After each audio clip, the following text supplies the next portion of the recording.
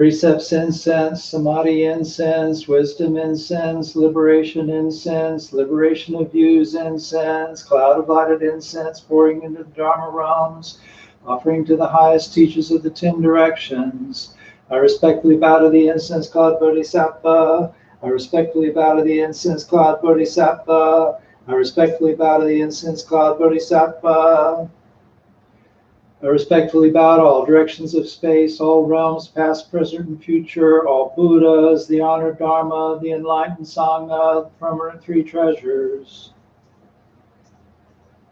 I respectfully bow to our own teacher, Sakyamuni Buddha, the future-born Maitreya Buddha, great wisdom, Manjushri Bodhisattva, great practice, Samantabhadra Bodhisattva, Dharma protector Bodhisattvas, Buddhas and Bodhisattvas assembled at the great holy mountain. I respectfully bow to the great love, great compassion, Amitabha Buddha of the Western Paradise, great compassion, Avalokiteshvara Bodhisattva, great power, Mahastama Prada Bodhisattva, great bow, Ksitigarbha Bodhisattva, all the Bodhisattvas in the great pure ocean.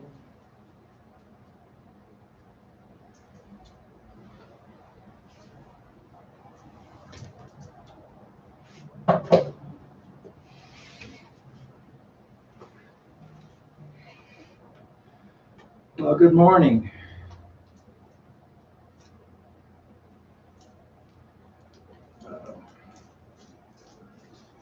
Sorry, my tablet went blank. I need it so I can see your chat. You might not have that today. It was working a minute ago.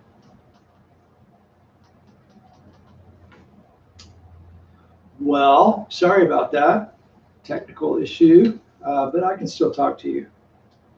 I just don't know why I'm not getting any power on my laptop.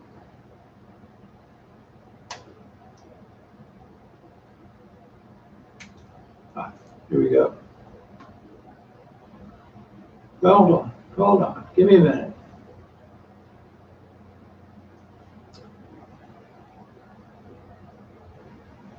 All right, there we go. So sorry about that little hold up there, but you know, this is all new to us, and so we'll work things through as we get there. So Namo Bansu Tikna Kamani Fat. So somebody emailed me and said after the Wednesday night service, and said you went through your whole service and you never said Namo Bansu Tikna Kamani Fat once, and why is that? And so basically we say it, but in other languages. So that's actually homage to Sakyamuni Buddha. And we say that in other languages, other forms, in the Wednesday night services. And you know what, those meetings were going on a long time before I knew anybody at White Sands Buddhist Center. But since this Sunday morning, I would normally be at White Sands, and I know a lot of people from White Sands are visiting these online talks on Sunday morning, so it feels appropriate to me to say that.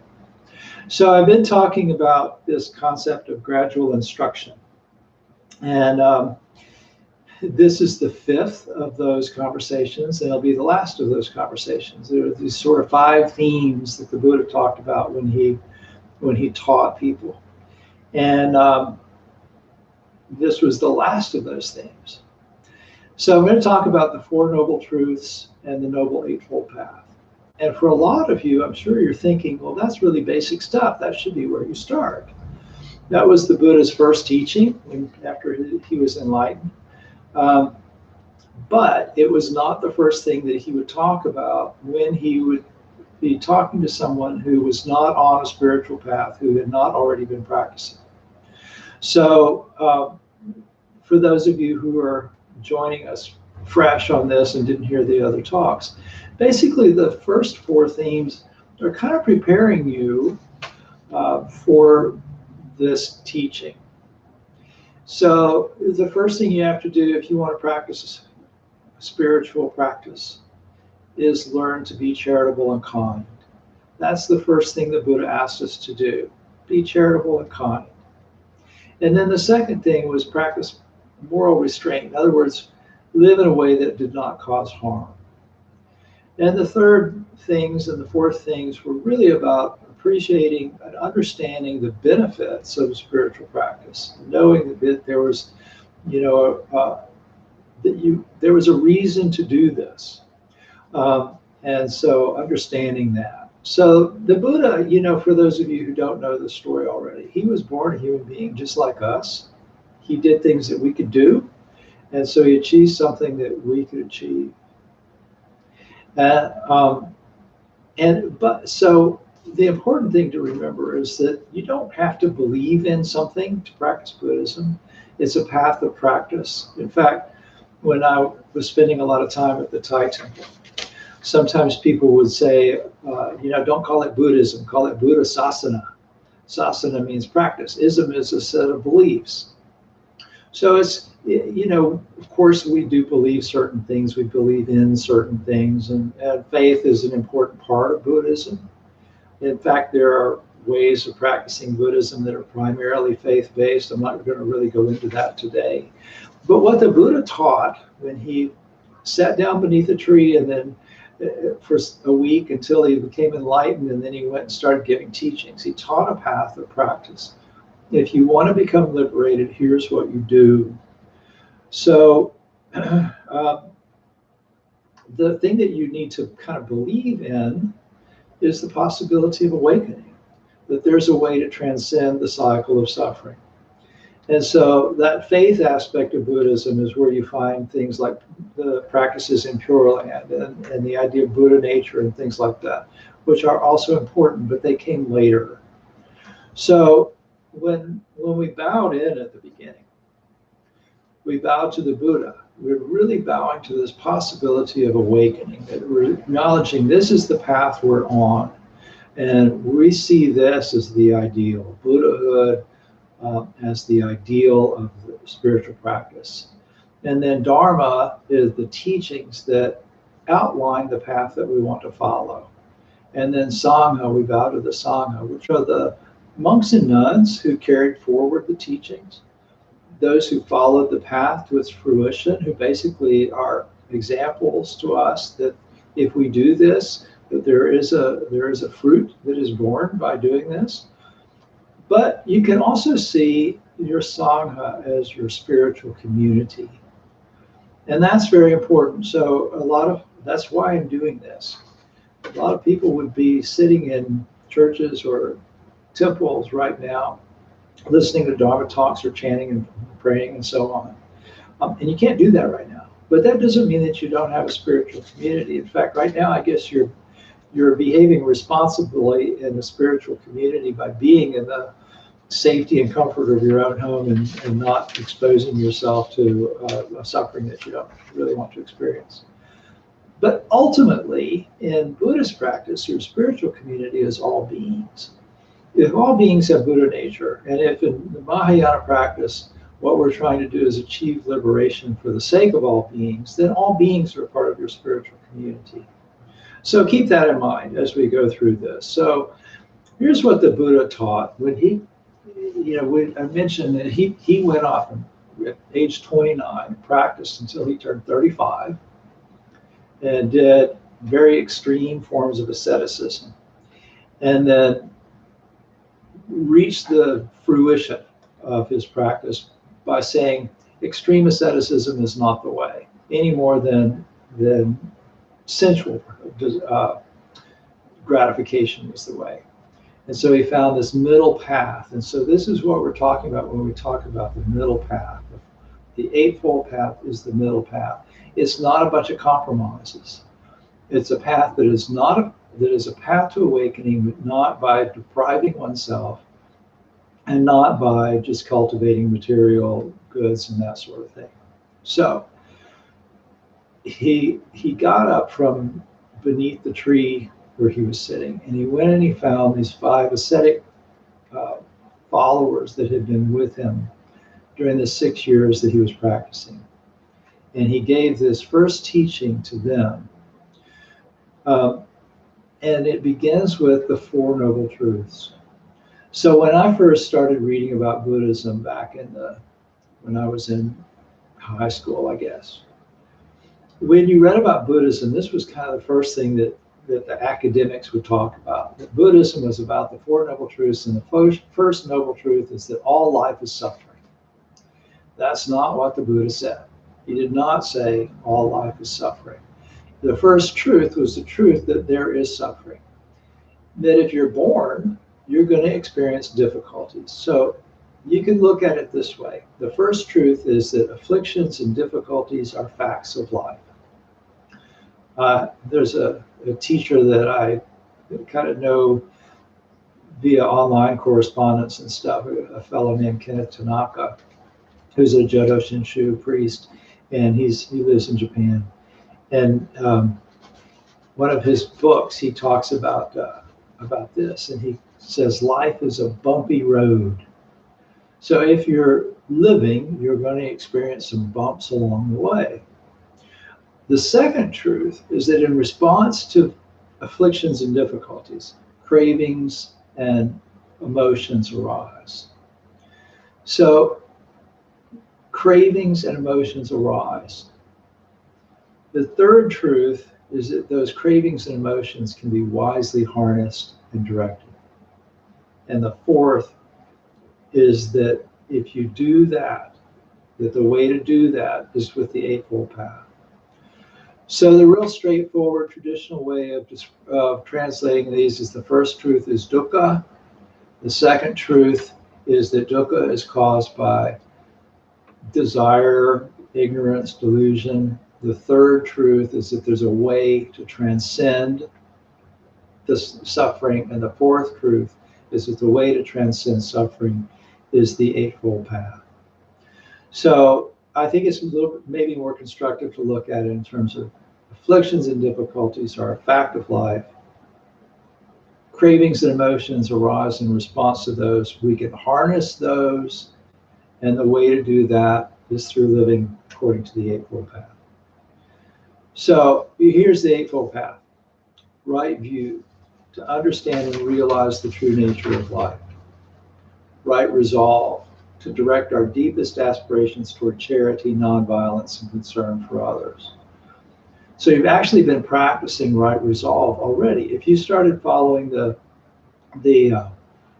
gradual instruction the way I began presenting it several weeks ago, the first thing you would have done is been charitable toward other people. And then the second thing you would have done is withheld urges to respond to others with violence of various kinds, whether it's just meanness or rudeness or whatever. And so you're acting out of concern for other people.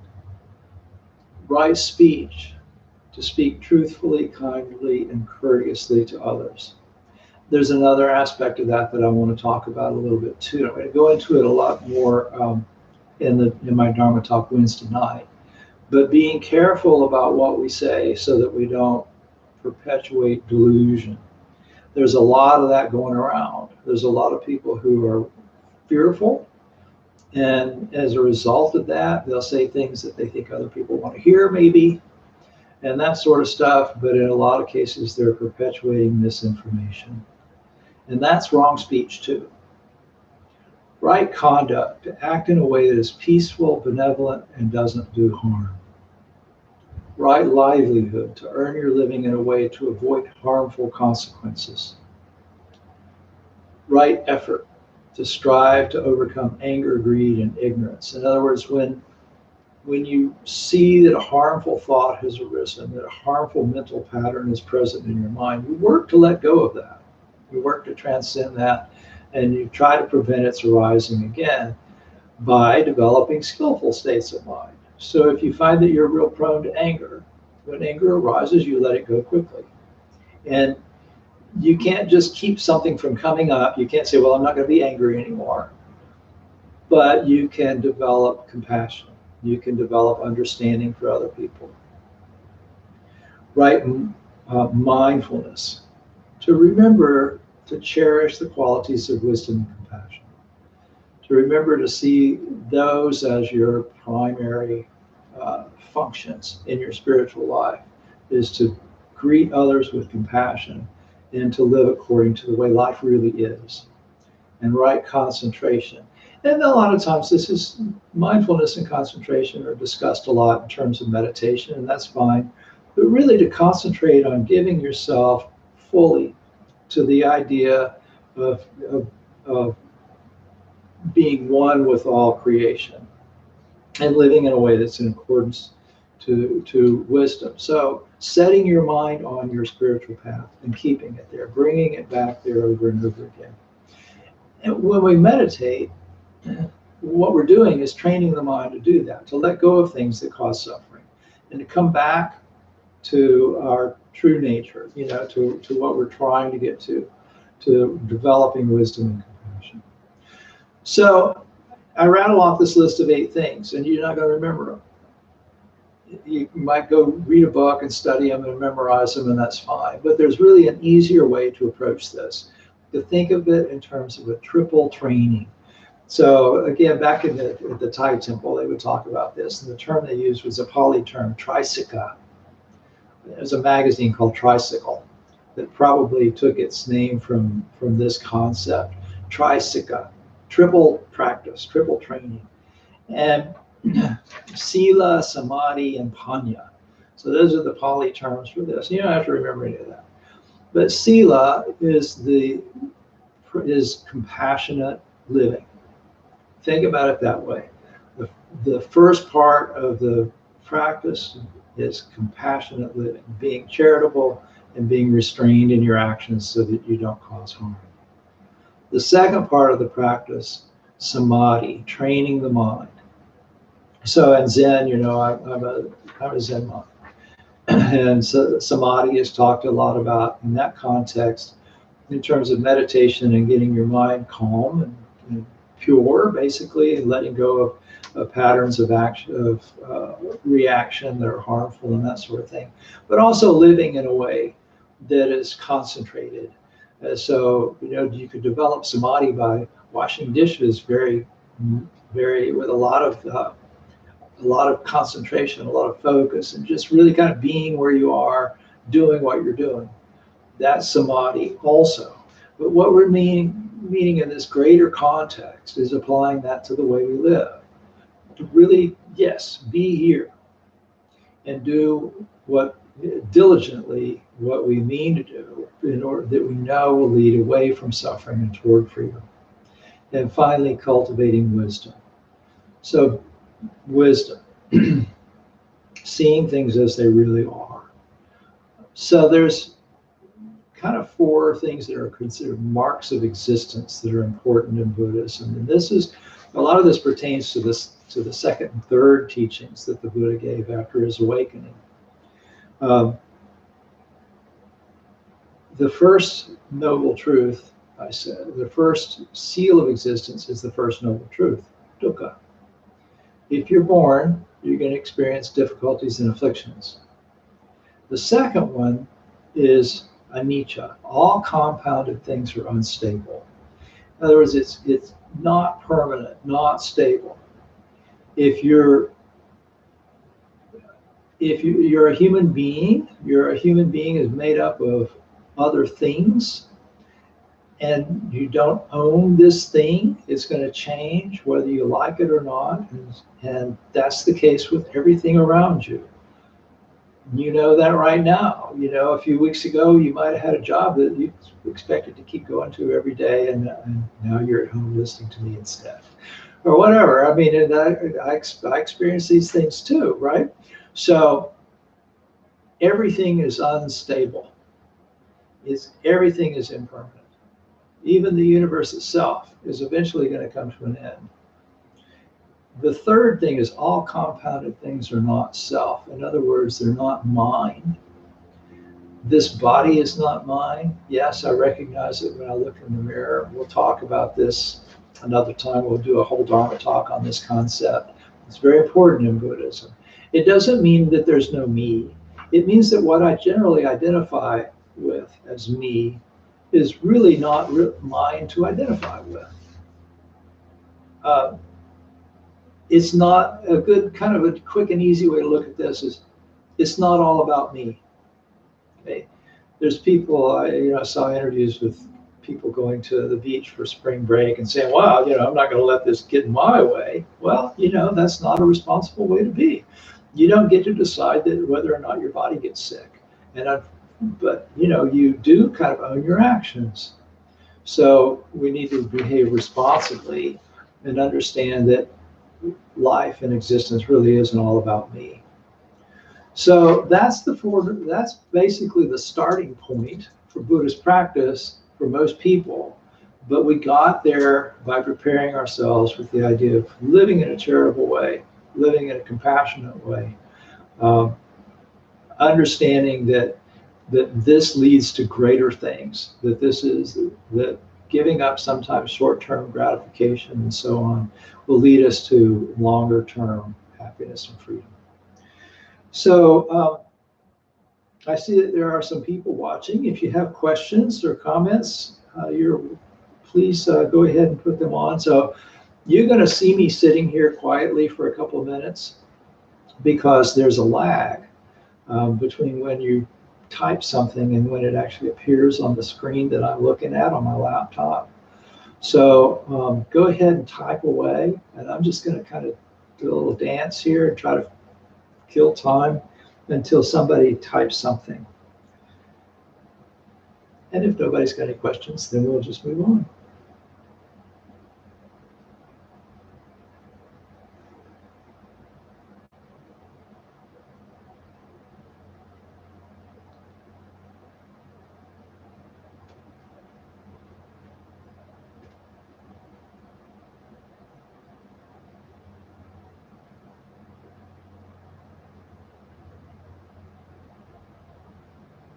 I was just making sure the chat worked. I said hello.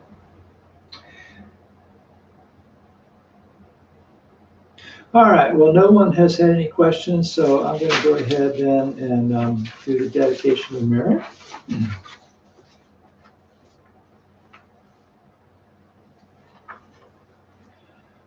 Buddha nature pervades the whole universe, existing right here now. In offering flowers, candles, and incense, hearing the Dharma, and training the mind, great merit is attained.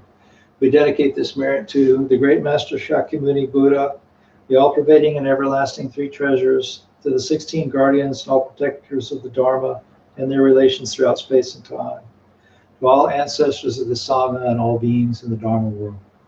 May penetrating light dispel the darkness of ignorance. Let all karma be resolved in the mind flower bloom in eternal spring.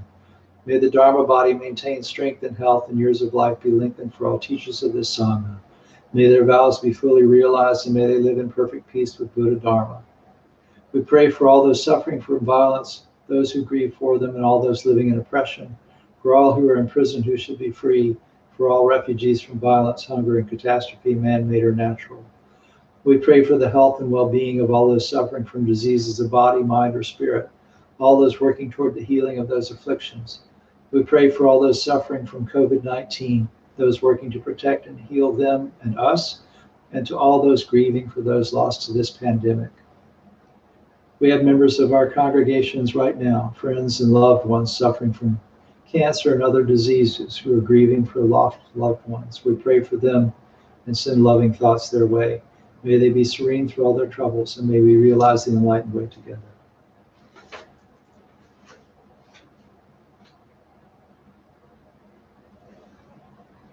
And I see a couple of comments that came in, but they were thank yous. And so you're welcome. Thank you for being here. Thank you for watching. And I hope to see you. We're transmitting here Wednesdays at 7 p.m. Eastern Daylight Time and Sundays at 11 a.m. Eastern Daylight Time. And considering other formats, thought about doing Zoom meetings, which are a little bit more interactive and stuff like that. But for now, this seems to be working well. So look forward to your comments. Feel free to email me with any ideas, things like that. Thank you very much. I appreciate your attention.